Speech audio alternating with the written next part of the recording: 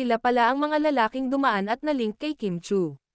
Number 1. Gerald Anderson. Nagsimula sila sa Pinoy Big Brother noon, naging mag-love team at nauwi sa totohanan, nagkarelasyon noong 2006 at naghiwalay rin taong 2010.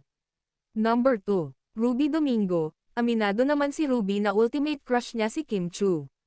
Binalak niya daw noon na ligawan niya si Kim Chu matapos niya malaman na hiwalay na si Kim at Gerald pero hindi niya tinuloy.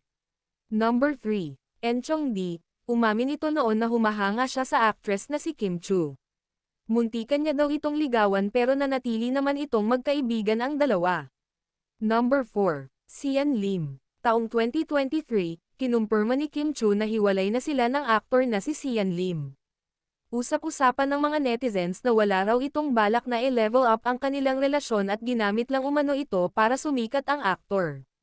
Number 5. Paulo Avellino.